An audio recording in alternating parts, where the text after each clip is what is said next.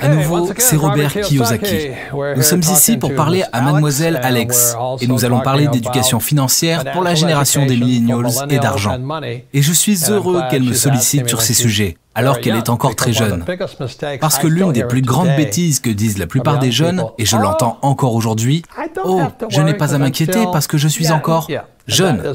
Ouais, et c'est la mort pour la plupart des gens, parce qu'au bout d'un certain temps, on finit par vieillir et on n'est plus jeune. Ce que je veux dire fondamentalement, quand je parle d'actifs et de passifs, que l'une des choses les plus importantes que vous avez dans votre vie est le temps. La jeunesse est l'un de vos plus grands atouts, mais ça peut aussi devenir votre passif. Je viens d'avoir 70 ans, vous savez, et j'ai des amis qui n'ont rien. Je veux dire qu'ils n'ont vraiment rien, que dalle. Certes, ils ont gagné beaucoup d'argent, mais ils n'ont plus rien maintenant. Ils ont de belles maisons, de belles voitures, 16 femmes, 19 enfants. Je ne sais pas ce qu'ils font, mais vous voyez ce que je veux dire?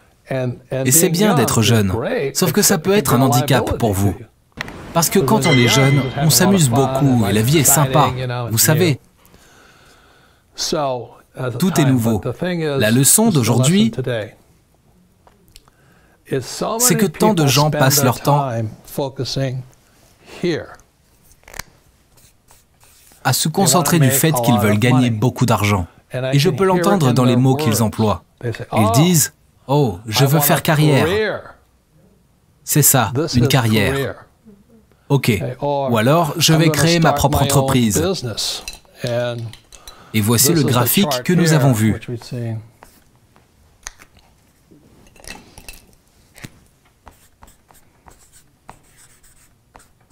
Ce sont les 4 cadrans du cash dans mon livre numéro 2. E, c'est pour employé. S, c'est pour spécialiste. Petite entreprise, un travailleur indépendant ou comme un médecin. B, c'est le gros business, la grande entreprise, 500 employés ou plus. Et I, c'est pour investisseurs professionnels. Donc, quand j'avais ton âge, je savais que je voulais arriver dans ce cadran. Cela prend du temps. C'est le plus dur, tu sais. C'est ici que se trouvent les méga-dollars. Et Kim et moi sommes là. Et il y a moyen de faire des montagnes d'argent, mais ça prend du temps pour y parvenir. La grande erreur que je vois les jeunes faire, c'est qu'ils se concentrent ici. Et les mots qu'ils emploient, c'est « je veux faire ce que j'aime ». C'est leur voix. Mais, vous savez, dans la vraie vie, parfois, vous devez faire ce que vous détestez. Par exemple, les gens pensent que j'aime écrire des livres. Je déteste écrire des livres. Mais cela me permet d'atteindre mon but dans la vie. Ce n'est pas ma passion, mais c'est mon but dans la vie. Parce que mon but était d'arriver ici. Beaucoup de ces gars sont coincés ici à faire ce qu'ils aiment, et comme nous l'avons dit dans les épisodes précédents, vous payez les impôts les plus élevés. 40% ici, 60% de taxes ici, 20% ici, et puis 0% ici. Donc, quand j'étais très jeune, avant même mes 20 ans, je savais que je voulais aller là-bas. Et ce n'était pas faire ce que j'aimais. Il fallait que j'apprenne ce que je ne voulais pas apprendre. J'ai parfois dû faire ce que je détestais. J'ai dû apprendre à approfondir mes connaissances sur la fiscalité, sur les emprunts. J'ai dû prendre des cours. J'ai dû étudier le domaine de l'assurance. Je faisais donc beaucoup de choses que je détestais pour en arriver là. Ces gars ne font jamais ça, parce qu'ils veulent vivre de leur passion. Je veux vivre ma passion. La différence, c'est que ma passion, c'est de gagner de l'argent. Mon but est de toucher les gens. Mon but était donc de venir ici pour pouvoir servir plus de gens. D'accord? J'ai donc des employés ici et tout ça. Je n'achète pas d'actions, d'obligations, de fonds communs de placement, parce qu'en tant qu'investisseur professionnel, je peux créer mes propres actifs. D'accord? Des commentaires sur quoi que ce soit jusqu'à présent? Oui. Si vous demandez à quelqu'un, ils disent tous qu'ils veulent faire ce qu'ils aiment. Et ils parlent de ce cadran. Et c'est là que vous payez beaucoup d'impôts. Ouais. Et en allant dans ce cadran, je me débrouillais bien car je n'avais pas beaucoup d'argent. Parce que le gouvernement prend tout votre argent de toute façon. Non? 40% en taxes. Et vous n'aurez jamais de problème juridique. Mais si tu viens ici, tu as tout le temps des problèmes juridiques. Ok. Donc j'ai dû m'intéresser au droit. Je détestais ça. Mais j'étudiais. Donc la grosse erreur pour les jeunes qui disent « je vais faire ce que j'aime », ce qui est bien ici, mais qu'est-ce que tu aimes le plus? Eh bien, j'ai aimé ma liberté. Je sais que cela paraît cupide, mais j'aime gagner de l'argent. Je préfère avoir beaucoup d'argent que pas d'argent du tout. J'ai été les deux. J'ai été fauché, j'ai été déprimé et tout. Mais je préfère avoir beaucoup d'argent. Alors, ça valait la peine que j'aille là. Les grandes erreurs que je vois les jeunes faire sont ici. Vous savez, ils pensent à faire ce qu'ils veulent faire, à ce qu'ils aiment. à ce que je dis aux millennials en ce moment. Investissez dans ce que vous aimez. Il y a une très grande différence. En d'autres termes, pensez d'abord à ce côté. La plupart des jeunes, ou devrais-je dire des personnes à courte vue, pensent que c'est ça ou c'est ça. Mais c'est celui-là. Donc, quand j'avais votre âge, je savais déjà les actifs que je voulais acquérir. Les plus riches possèdent des entreprises. Ici, ce sont des petites entreprises, des indépendants. Vous êtes indépendant si vous ne pouvez pas arrêter de travailler. J'ai arrêté de travailler il y a des années parce que j'ai des entreprises. C'est une très grande différence. C'était douloureux, mais j'y suis arrivé. Donc, le numéro 1 est une entreprise. Alors, j'ai eu la vingtaine. Je savais que j'allais faire tout ce qu'il fallait. Aller à l'école, étudier, apprendre la fiscalité, les dettes, les assurances, la comptabilité, le droit et tout ça, grâce à la gestion d'entreprise. Ensuite, il y a l'immobilier. J'aime l'immobilier, mais la plupart des gens ne peuvent pas faire ce que je fais parce qu'ils n'ont pas d'entreprise. C'est le serpent qui se mord la queue. Ils n'ont pas assez d'argent pour aller dans ce cadran. Ta mère a juste pu basculer parce qu'elle utilise l'argent des autres. Donc, si je gagne plus d'argent, ce n'est pas parce que je fais ce que j'aime, mais parce que je fais parfois ce que je déteste pour avoir les biens que j'aime. J'aime avoir une entreprise.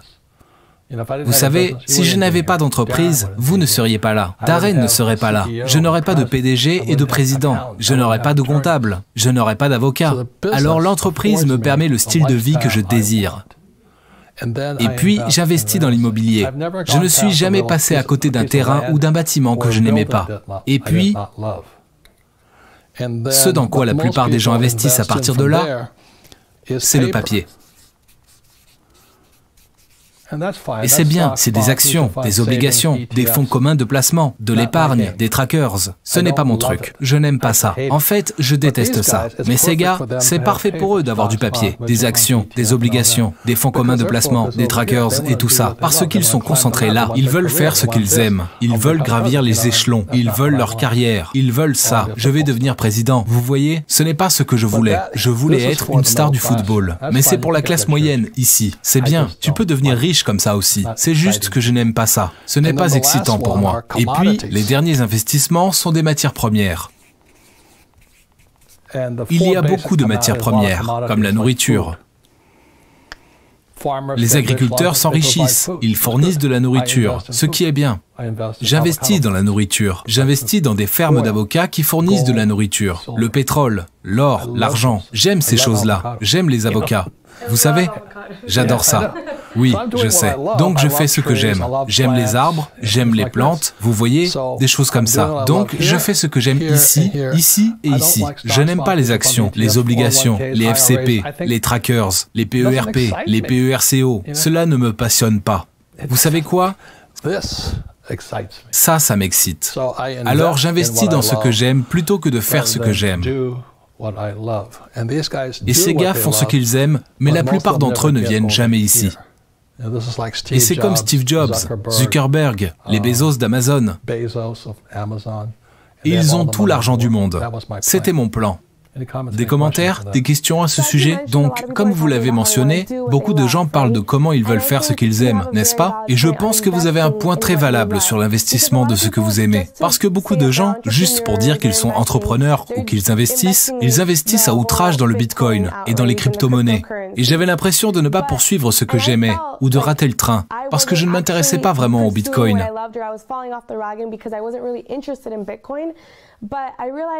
Mais j'ai réalisé que ce n'était pas mon truc. Je n'investis pas dans ce que j'aime si j'investis dans du Bitcoin. Ce que je veux faire, c'est investir dans l'immobilier.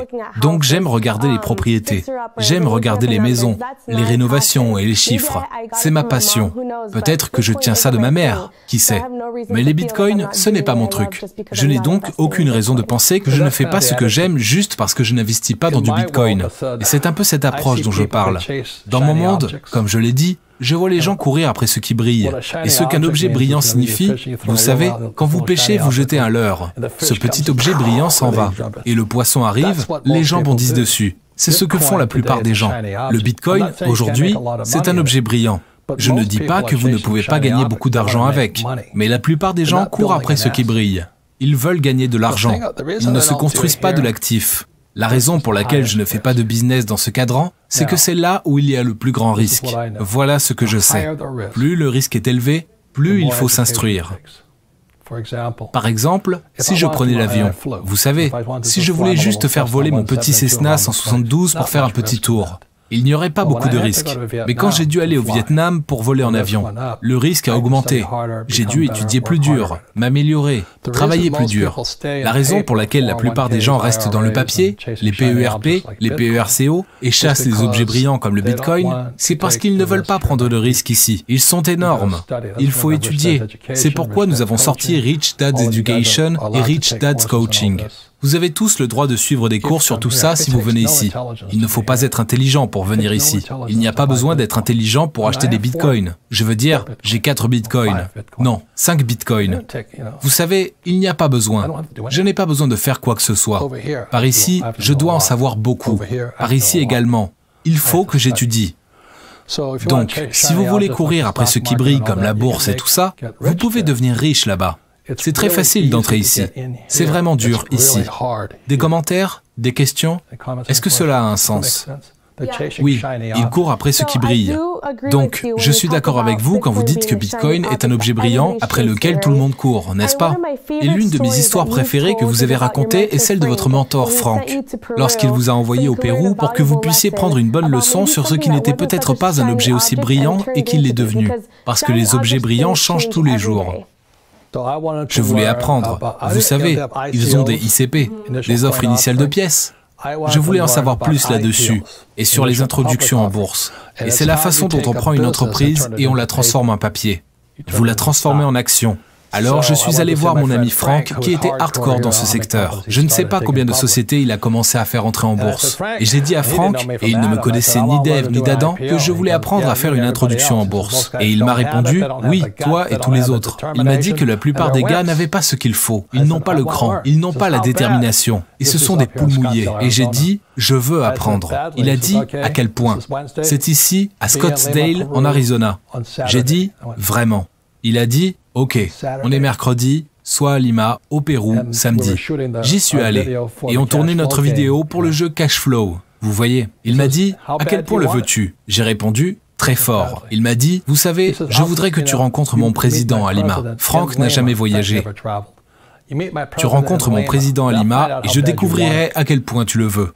C'était donc mercredi. Mercredi soir, j'étais dans un avion pour Lima, au Pérou. J'ai dû payer plein pot. J'ai payé mon billet d'avion moi-même. La plupart des employés ne peuvent pas faire ça, parce qu'ils n'ont pas d'argent. J'ai pris l'avion pour Lima, au Pérou. Je suis allé voir 3 mines d'or avec le président Frank. C'était une expérience, une leçon que je n'aurais jamais eue si je n'étais pas venu. Cela m'a coûté probablement 15 à 20 000 $ rien que pour le billet d'avion sur ce truc. Je reviens mardi pour parler à Frank et je lui dis, « Frank, il n'y a rien là. » Il m'a dit, « J'aurais pu te le dire. » Alors pourquoi m'avoir envoyé ici, lui ai-je leur demandé. Je voulais savoir à quel point tu voulais apprendre. Il dit que la plupart des gens n'ont pas cette volonté. Ils veulent un emploi, ils veulent la sécurité de l'emploi, ils veulent un chèque de paye, ils veulent un plan de retraite. C'est pour ça qu'ils ne viennent pas ici. Rien de bien ou de mal, vous savez. Je ne veux plus jamais être ici. Je savais quand j'avais ton âge que je voulais venir ici. Mais plus le risque est élevé, plus les bénéfices sont importants. Mais aussi, il faut faire preuve de dévouement, apprendre et passer par de longues études. Et je gagne des millions et des millions. Je gagne plus en un jour que beaucoup de gens ne gagnent en une vie. Mais cela en valait la peine. Ai-je perdu? Parfois, oui. Mais ça en valait la peine. Vous allez à l'école ici, vous ne prenez aucun risque. C'est pour ça que mon pauvre père était pauvre. Il n'aimait pas faire des erreurs. J'adore cette histoire, Robert. Merci de la partager. Je vais vous laisser avec un dernier mot qui est très important pour que les gens comprennent dès le plus jeune âge. Et ce mot s'appelle liquidité. La raison pour laquelle ce plan est meilleur pour la plupart des gens est qu'il est liquide. Vous pouvez acheter une action, vous faites une erreur, vous vous en sortez. Vous achetez un tracker, vous faites une erreur, vous vous en sortez. C'est bon, c'est important. Dès que vous vous lancez dans l'immobilier, vous n'êtes plus liquide. C'est pourquoi vous devez être plus intelligent en y entrant. Parce que si vous faites une erreur, vous ne pouvez pas en sortir. Vous achetez une mauvaise propriété, c'est vous qui tombez. Et c'est la même chose pour les entreprises. Vous êtes là-dedans, vous êtes solide, vous ne pouvez pas en sortir. Mon business, Rich Dad, a eu des problèmes d'argent comme toutes les entreprises en ont eu. Je ne peux pas arrêter. Les employés démissionnent et ils partent comme des rats qui quittent le navire, tu sais. Mais si tu es ici ou là, tu ne peux pas en sortir. C'est pourquoi la liquidité est cruciale. C'est très important. C'est pourquoi nous avons nos programmes Rich Dad Coaching et Rich Dad Education et tout ça. Mais la plupart des gens ne sont pas prêts à étudier parce qu'ils veulent faire ce qu'ils aiment, plutôt que d'investir et acquérir ce qu'ils aiment. Cela fait sens. Oui, tout à fait. Donc les actions, les obligations, les fonds communs de placement, l'épargne, c'est bien parce que c'est liquide. Vous pouvez faire une erreur et vous en sortir. Ces choses-là, c'est difficile de s'en sortir, y compris l'or. Il est parfois plus difficile de sortir de l'or. L'or est plus liquide que ça. Le pétrole est difficile à extraire. Si tu fais une erreur, tu vas te casser la figure. Tu sais, l'argent, c'est assez facile. Mais le mot-clé, c'est la liquidité. Moins il y a de liquidité, plus votre QI financier doit être élevé.